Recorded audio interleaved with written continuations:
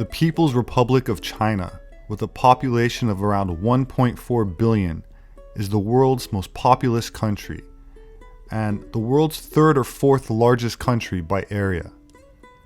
With a rich and diverse history, the Chinese civilization has always shared common stories of blue-eyed deities who were the originators of Buddhism and the first leaders and organizers of Chinese society.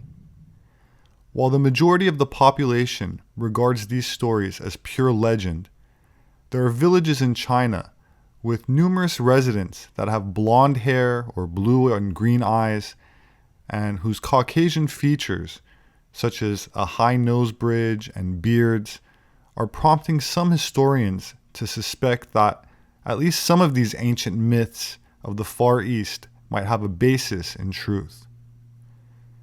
In 1912, two travel agents, Fred Meyer Schroeder and Oscar Maumann, reported seeing an unusually massive structure while exploring China. Documented in the book called Pyramids of China by Walter Hayne, the following description is translated from German. It was more eerie than if we had found them in the wilderness. Here, they have been under the nose of the world, but unknown to Western countries. The largest pyramid is about 1,000 feet high and roughly 1,500 feet at the base, which makes it twice as large as the pyramid in Egypt. The four faces of the structure are oriented with the compass points. So not only do these two travelers claim that this Chinese pyramid was larger than the Great Pyramid of Giza, it shared the same orientation as the Egyptian pyramids, being aligned the same way. During World War II, U.S. Air Force pilot James Gossman, along with his co-pilot, also reported seeing enormous pyramids while flying over China, while his aircraft was having technical difficulties, saying, quote, "I banked to avoid a mountain, and we came out over a level valley. Directly below was a gigantic white pyramid. It looked like something out of a fairy tale. It was encased in shimmering white. This could have been metal or some sort of stone. It was pure white on all sides. The remarkable thing was the capstone, a huge piece of jewel-like material that could have been crystal. There was no way we could have landed, although we wanted to. We were struck by the immensity of the thing." It seems this Great White Pyramid was also reported on by the New York Times on March 28, 1947, where in an interview with the newspaper, the former Far East director of Trans World Airlines, Maurice Sheehan, said 40 miles southwest of Xi'an, he had seen a gigantic pyramid. According to Sheehan, quote, "I was impressed by its perfect pyramidal form and its great size." 2 days later, on March 30th, 1947, the New York Sunday Times elaborated on the report, and this time also published the first photograph of the White Pyramid, which was taken in 1945 by James Gossman, the Air Force pilot that I mentioned earlier, and after that, no other stories were published. It wasn't until 1978 that New Zealand researcher Bruce L. Cathy pursued some clarification on the matter, uncovering correspondences between the Chinese embassy and the U.S. Air Force, and later publishing the photograph of the pyramid in his 1983 book called Bridge to Infinity. According to his findings, the pyramid did in fact have an estimated base of 1,500 feet and was 1,000 feet in height, with 4 trapezoidal-shaped sides, a square plateau on top, and a square base, like the pyramids of Egypt and Mexico. These Chinese structures seem to be completely unknown to the Western academia, and when brought up, denied as not being actual pyramids, but instead only pagodas, which are temple-like tiered towers, which are common to China, Japan, Korea, Vietnam, and other parts of Asia. Most pagodas were built to have a religious function, most often Buddhist, but sometimes Taoist, and also built in ancient India. That said, the massive structures in China, which the communist government still tries to hide from satellites by planting rows of trees on them, are clearly pyramids. More people are starting to take notice of these enigmatic structures all over China and wondering about the ancient culture that must have erected them. An article published this week in the Express is titled, "China's Mysterious 8,000-Year-Old Structure, Guarded by Military, Could Hold Key Secrets." Goes on to say that China has a number of mysterious pyramids hidden in the overgrown countryside, reportedly guarded by the military to prevent them from being probed. But experts think they could hold keys to understanding more about the country's ancient history. More than 100 kilometers outside the ancient city of Xi'an, among the overgrown forest, rise scores of pyramid-shaped mounds that have been shrouded in mystery for thousands of years. The article mentions a German investigator named Hartwig Hausdorff, who set out to find the pyramids in the 1990s, but was unsuccessful, and instead found the Chinese military meticulously patrolling the area. Today, Google Earth will show anyone with the right coordinates evidence of not just one, but around 40 known pyramids. But not all are easily distinguishable to the human eye, as they are camouflaged with shrubs, bushes, trees, and even crops. According to the article, this region, in essence, is China's version of both Egypt's Giza and the Valley of the Kings in one, particularly because there's a huge amount of royalty rumored to be beneath the surface that no one has disturbed. One reason for the secrecy could be the fact that many of the ancient Chinese legends describe the early emperors with Caucasian features, which was reinforced by discoveries inside the first emperor's tomb, which predates the formal opening of the Silk Road, including European-specific mitochondrial DNA. Of course, this is in addition to the 4,000-year-old blonde Aryan mummies that have been discovered in China, some that have measured 6 foot 6 inches in height, found with swastikas etched onto their ancient artifacts, and DNA which speaks to their Aryan lineage. It is important through genetics to figure out where people came from, because they don't look like they belong. That is a funny way of saying it, because they were there, they lived there, and they did belong. But we have, as modern human beings, a preconceived notion about how the world should look like. Well, the mummies from China don't look like they should be in China. They look like they should be in Denmark or Ireland or northern Germany, because they look like people from over there. So what are these guys doing so many hundreds, thousands of miles to the east? DNA steps up to the plate, and they can tell us where they came from.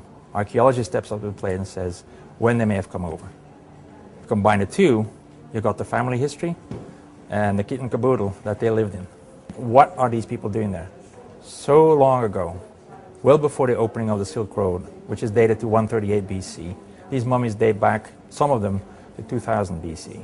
We are, in our bodies, the carrier of an archive, a genetic archive. It tells, if you were to study me, where I'm from, and if I studied you, where you're from. And there's no lying about it. In your books, you might say you're from another place, but your genetics will tell us exactly where you're from. We all carry in us, males and females, DNA that comes from our maternal line, through our mothers and grandmothers.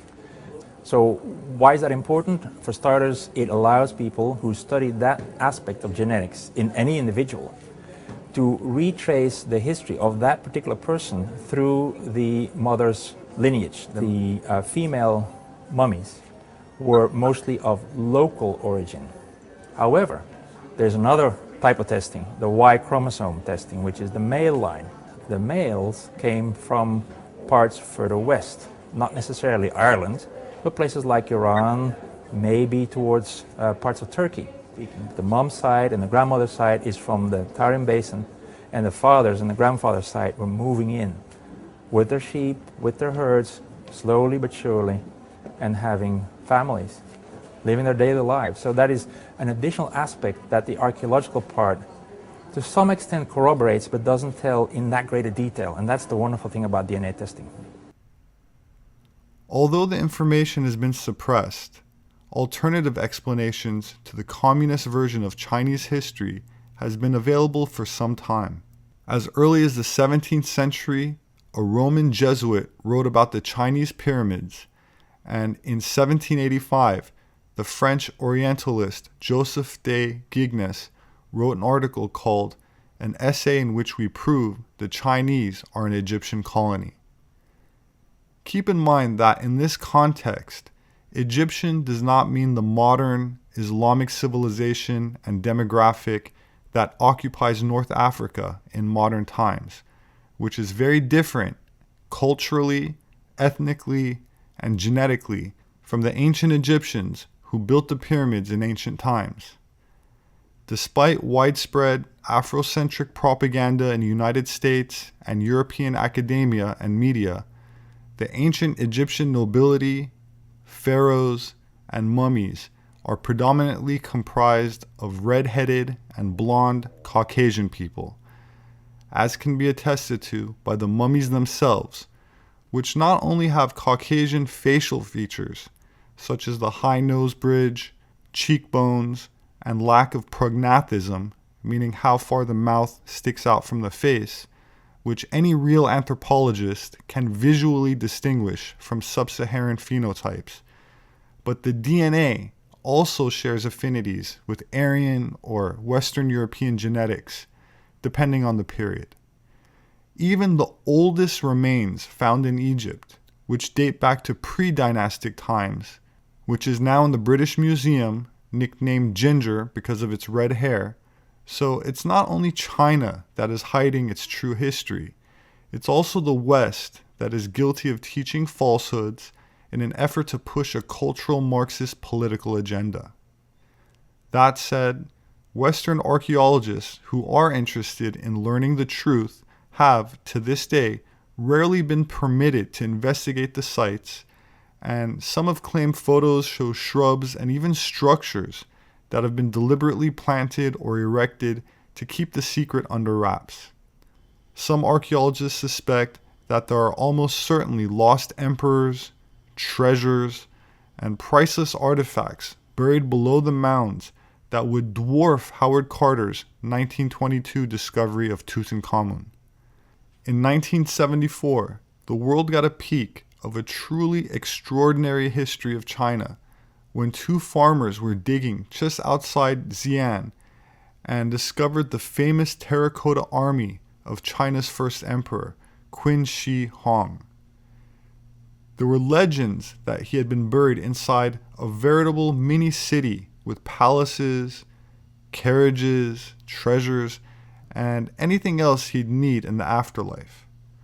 Of course, 45 years later, the inner chambers have yet to be excavated, and the emperor himself has not been officially found, probably because, as I've stated earlier, DNA remains found on the site came back Caucasian, and the communist regime seems unwilling to confront the possibility that the ancient Chinese legends of blue-eyed gods and nobility might be true, similar to the blue-eyed statues of the Sumerian gods and nobility, and the many blue-eyed statues of the ancient Egyptian god kings and pharaohs, and even the blue-eyed artifacts and mummies found all the way in ancient Peru, so they prefer to delay archaeology at the site instead.